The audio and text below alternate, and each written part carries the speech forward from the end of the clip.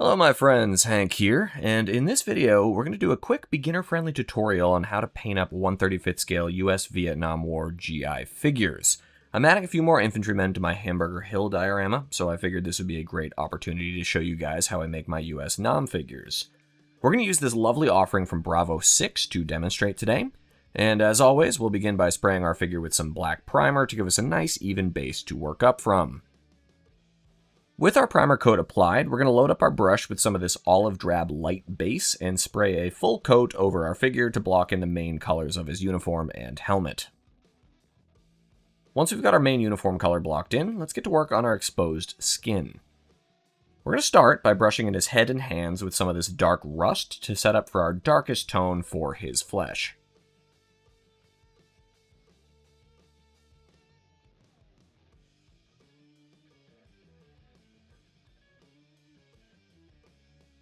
Next, to create a bit of an eye line for our figure, let's make a couple of tiny dots with the eye color of your choice. I'm using a nice dark brown here.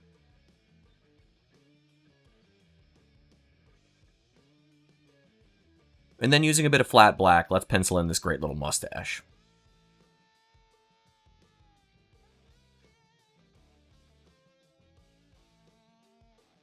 We can also add a couple of tiny eyebrows up here. To add a little warmth and depth to his skin tone, let's load up our brush with some of this light rust wash and glaze that all over the face and hands.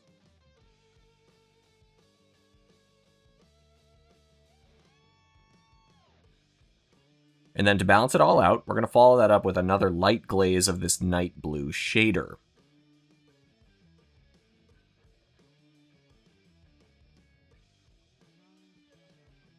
Moving on from our face for a bit, let's start to detail in his web gear. We'll paint up his belt, suspenders, ammo pouches, and bandolier with some of this khaki. In reality, much of this field gear would be issued in a similar tone of OD7 as the uniform itself, but I find that painting these bits in khaki adds a nice little bit of contrast at this scale without straying too far from the actual source material.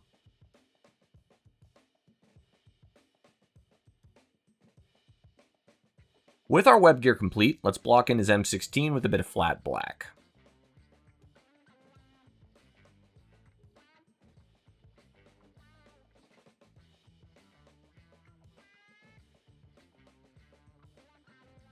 And with our flat black still loaded up, let's fill in the rubber portions of his jungle boots as well.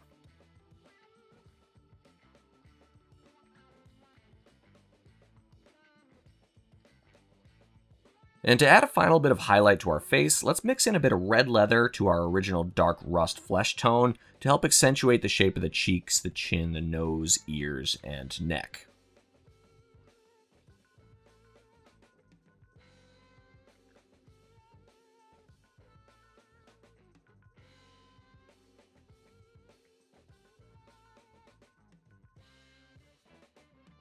We can also pull out some of those same highlights on the back of his hands.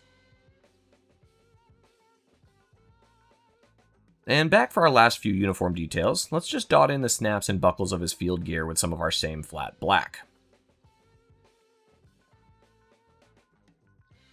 Okay, now it's time to paint up our Mitchell pattern helmet cover.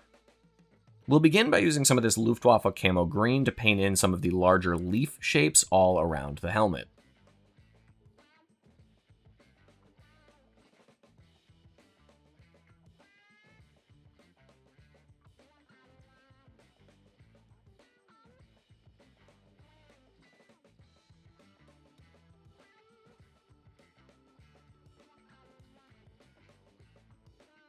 Next, we'll use a bit of khaki to add this second run of smaller, lighter, tannish colored leaves.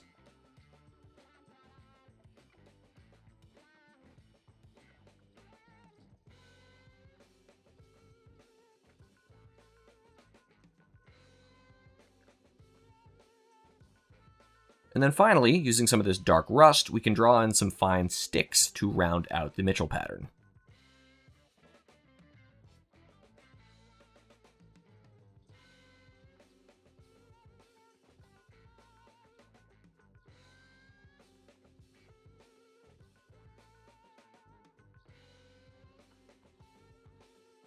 With the camouflage pattern applied to our helmet, we can now go ahead and paint in this helmet band with some olive drab.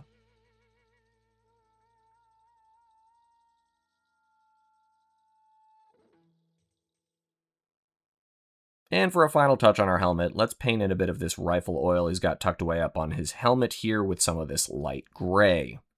Again, this would be issued in an olive drab bottle, but the gray helps add a little bit of interest up here in this small scale.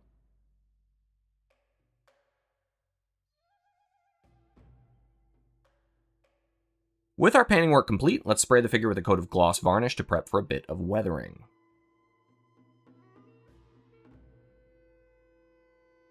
Once that varnish is cured completely, let's sludge some of this dark dirt enamel wash all over our figure. Using some thinner, we can then remove any excess we don't want on here, aiming to just leave a little bit of the product in the nooks and crannies of our sculpt and help create some artificial shadow and accentuate the details of our figure.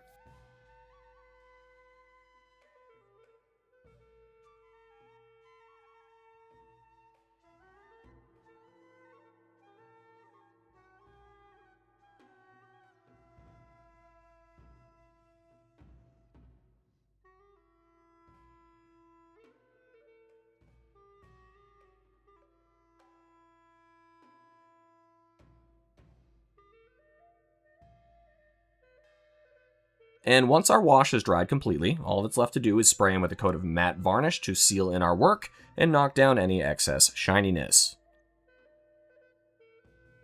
And with that, we can let our GI join the rest of his squad on the diorama. Thank you so much for tuning in today, guys. I hope you got something useful out of the tutorial. If you'd like to check out some other lessons on Vietnam-era scale models, you can do so right here. And until next time, my friends, be well, happy building, cheers.